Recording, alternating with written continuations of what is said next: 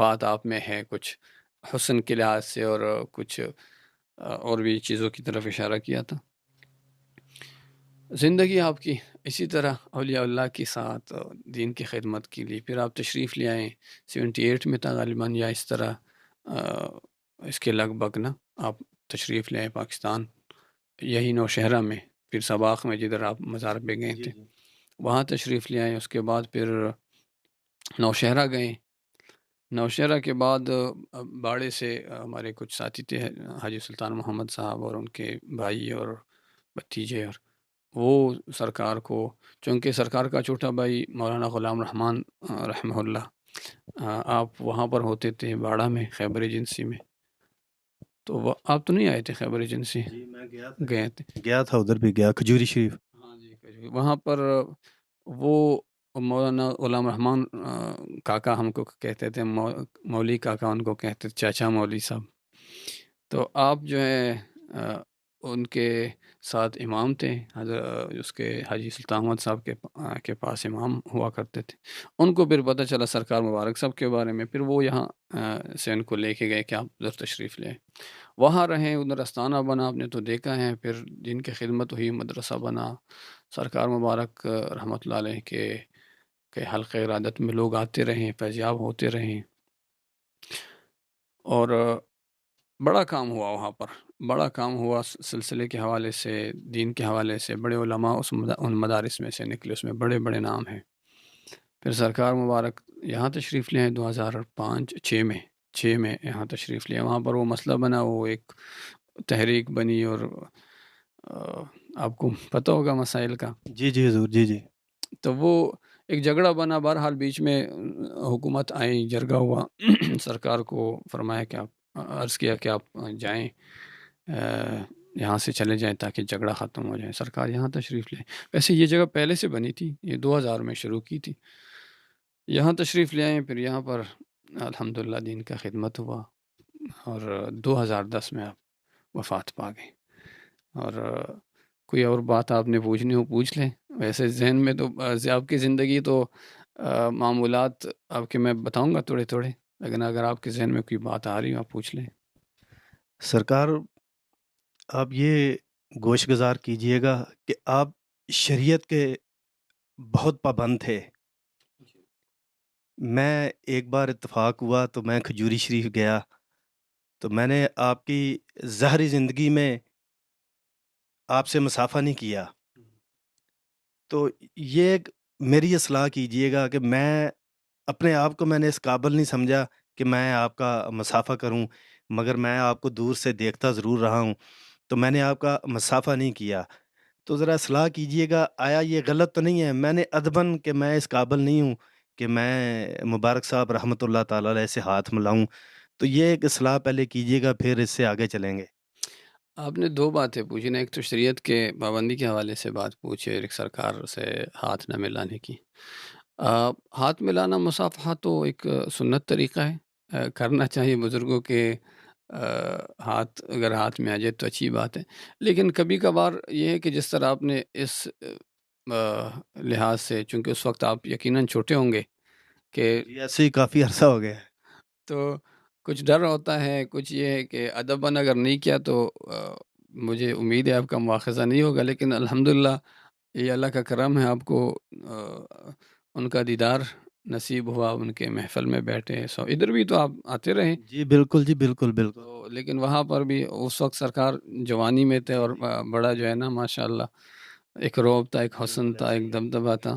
دوسرے آپ نے بات پوچھی شریعت کی، پتہ ہے سرکار مبارک کی زندگی نا، آپ پہ کتابیں لکھی گئی ہیں آپ کی زندگی پر، زندگی آپ نے شریعت کی ایسے مطابق گزاری کہ اس کا مثال اس دور میں نہیں ملتا۔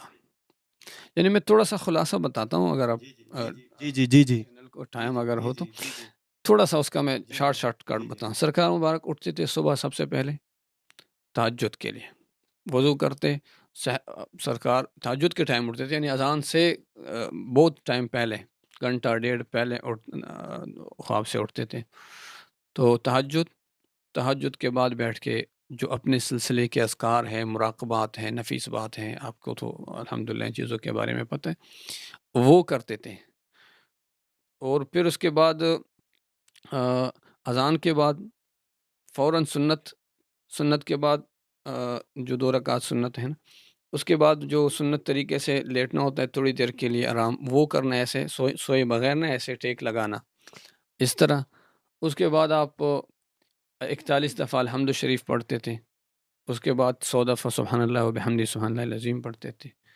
اس کے بعد جماعت میں آپ کوشش کرتے تھے کہ جو مسنون جو تلاوت ہے وہ ہو جائیں، یعنی 40 آیتیں جو ہے تقریباً اتنی ہو جائیں فجر میں، یعنی ہر چیز میں سنت کا اور مستحب کا خیال رکھنا۔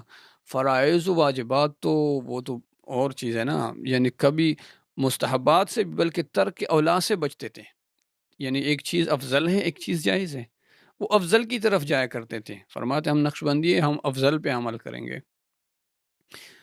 پھر نماز کے بعد سورہ یاسین کے بعد، یعنی اس کی زندگی کا میں تھوڑا سا معمولات بتاتا ہوں۔ سورہ یاسین شریف وہ سنتے تھے، اس کے بعد اشراق تک مسجد میں بیٹھا کرتے تھے، اور سرکار یا تو درس دیتے تھے ریاض الصالحین کا، یا درس دیتے مکتوبات شریف کا۔ حضرت مجدد الفسانی رحمۃ اللہ علیہ، شیخ احمد سرہندی سرہند میں ہے، امرتسر میں، انڈیا میں ان کا مزار ہے۔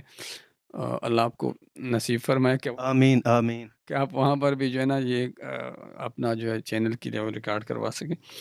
تو ان کا مکتوبات تھا جو انہوں نے خطوط لکھے ہیں اپنے مریدین کو، خلفاء کو، وہ پڑھایا کرتے تھے، کیونکہ اس میں تصوف کے اصطلاحات ہیں، بڑے مغلق باتیں، تو اس کی تشریح فرمایا کرتے تھے۔ کبھی سرکار یرجان صاحب، کبھی سرکار مولانا قاری صاحب حبیب جان، کبھی دوسرے علماء، لیکن زیادہ تر سرکار خود اس کی تشریح خود فرمایا کرتے تھے۔ کبھی مولانا یار صاحب بیان کرتے تھے اردو میں یا پشتو میں، لیکن پیچھے تشریح سرکار مبارک خود کرتے تھے۔ ایک اور کتاب تھا، یعنی مختلف کتابیں جو ہیں وہ اس کے سلوک کے یا حدیث کے اب درس دیا کرتے۔ پھر اس کے بعد اشراق پڑھتے تھے، اشراق کے بعد مہمانوں کو ٹائم دیتے تھے، اگر مہمان ہوتے، ناشتہ کر کے پھر مہمانوں کے ساتھ بیٹھ کے، اس کے بعد ضحیٰ کی نماز پڑھ کے، یعنی چاشت کی نماز جس کو کہتے ہیں، وہ پڑھتے تھے۔ اس کے بعد جا کے قیل اللہ جو سنت طریقہ ہے، دوپہر کے ٹائم تھوڑی دیر ریسٹ کرنا، وہ کرتے تھے۔ پھر ظہر کے لیے اٹھتے، بیچ میں ایک تفسیر حسینی غالباً، وہاں سے وہ تلاوت کرتے تھے، ایک بار غالباً ڈیلی کرتے تھے، مجھے کنفرم یاد نہیں ہے، لیکن ڈیلی تلاوت ضرور کرتے تھے۔ وہ ترجمے کے ساتھ ایک بڑا قرآن مجید تھا، ایسے بڑا کھولتے تھے جس میں وہ ترجمے بھی ہوتا تھا اور حروف اس کے بڑے تھے نا، تو یہ ان کا بلا ناغہ ان کا یہ معمول ہوتا تھا، تلاوت کرتے تھے۔ پھر ظہر کی نماز کے بعد مہمانوں کو ٹائم دینا، محفل کے لیے ٹائم دینا، اور اگر محفل علماء ہوتے تو کوئی علمی بحث چھیڑنا۔ اور پھر عصر کی نماز، عصر کے بعد میں شارٹ کٹ بیچ میں کچھ چیزیں، عصر کی نماز کے بعد ختم خواجگان، جو مشائخ کا ختم ہے، جیسے سبحان اللہ و بحمدہ سبحان اللہ العظیم حضرت ابوبکر صدیق رضی اللہ عنہ کا، پھر 3 خلفاء کا سبحان اللہ والحمد للہ ولا الہ الا اللہ واللہ اکبر، مجدد صاحب کا ولا حول ولا قوت، ایسے وہ مشائخ کا حضرت عبد القادر جیلانی رحمۃ اللہ علیہ کا اور دیگر کا، ان کا ختم کرتے تھے۔ اس کے بعد بلکہ ظہر کی نماز کے بعد سورہ فتح کے آخری رکوع، عصر کی نماز کے بعد پھر ختم خواجگان کے بعد جمعے کو سورہ کہف اور سورہ نبا دونوں، اور جمعے کے علاوہ سورہ نبا عما یتساءلون، وہ صورت سنتے تھے۔ پھر جب یہ ختم ہو جاتا تو مغرب تک پھر ہوتا تھا نعت شریف اور حمد، و یہ چیزیں سلسلے کے مشائخ کا جو وہ بنا ہوا ہے، وہ اشعار میں ان کے نام، مشائخ کا نام لینا، دعائیں کرنا۔ پھر مغرب کے بعد پھر اوابین جو 6 رکعتیں ہیں وہ پڑھتے تھے سنتوں کے علاوہ۔ سورہ حامیم سجدہ تھا غالباً، اور ایک اور صورت ابھی ذہن میں نہیں آ رہا، 2 صورتیں جو ہے نا وہ پڑھا کرتے تھے سورہ واقعہ کے علاوہ، نہیں مغرب کے بعد سورہ واقعہ پڑھتے تھے، عشاء کے بعد وہ حامیم سجدہ تھا، اور ایک اور صورت تھا بھی اس وقت ذہن سے نکل گیا، یہ پڑھا کرتے تھے۔ مغرب جب اوابین اور وہ پڑھتے تھے صورت، اس کے بعد مہمانوں کو ٹائم دینا، ان سے بیٹھنا عشاء تک، بیچ میں کبھی عشاء سے پہلے محفل، کبھی عشاء کے بعد محفل، اور نماز کے بعد جو ہے سورہ ملک عشاء کے بعد، اس کے بعد آپ جو ہے گھر تشریف لے جاتے. کبھی مہمان ہوتے ان کے ساتھ بیٹھتے تھے، تھوڑی دیر محفل ہوتی تھی، جمعرات کو محفل ہوتی تھی، جمعے کو محفل ہوتی تھی. تو یہ آپ کی زندگی کے معمولات تھے. آپ نے، اللہ ان کے درجات بلند فرمائے، آمین آمین آمین. آپ نے زندگی کے ہر معاملے میں شریعت کا خیال رکھا. طریقت کو آپ شریعت کا خادم سمجھتے تھے کہ یہ شریعت کا خادم ہے. ہم طریقت اس لیے کرتے ہیں کہ ہمارے باطنی امراض ختم ہو اور شریعت پہ جو عمل کرتے ہیں اس میں اخلاص آ جائے. تو آپ نے ہمیں ہمیشہ تاکید کی ہے شریعت پہ اور طریقت پہ، نمازوں پہ. پھر اس میں آپ کو ایک دو مثالیں دوں. کوئی شخص اگر مجلس میں سلام کے بغیر آتا، فرماتے جاؤ واپس نکلو، واپس آ کے سلام کرو. کوئی شخص مسجد میں آ رہا ہے، ادھر سے دیکھ رہے ہیں، آپ نے مسجد تو دیکھی ہے دور، اگر بائیں پاؤں کے ساتھ اندر آیا، سرکار واپس بھیجتے تھے، بھائی صحیح طریقے سے آؤ، دایاں پاؤں پہلے اندر مسجد میں آؤ. نکلتے وقت بائیں پاؤں کے ساتھ نکلو، لیکن مسجد کے اندر آتے. تو یہ چھوٹی چھوٹی چیزوں کا خیال رکھنا، مستحبات کا، ترک اولا سے بچنا، فضائل پہ عمل یعنی افضلیت پر عمل کرنا، یہ آپ کی زندگی تھی. اللہ ان کی درجات بلند فرمائے. آمین آمین. سرکار ایک چھوٹی سی اور گزارش ہے کہ آپ اردو نہیں بول سکتے تھے، آپ اردو سمجھ بھی نہیں سکتے تھے. اگر میں غلط نہیں تو غالباً پوری دنیا میں آپ کے مریدین ہیں، خلفاء ہیں آپ کے. تو اللہ تعالیٰ کا اتنا کرم، اس کے پیچھے یہ کیا راز تھا کہ وہ بولی بھی نہیں سمجھتے تھے، تو آج ان کے آگے جو مریدین ہیں، خلفاء ہیں، وہ یہ خیرات بانٹ رہے ہیں.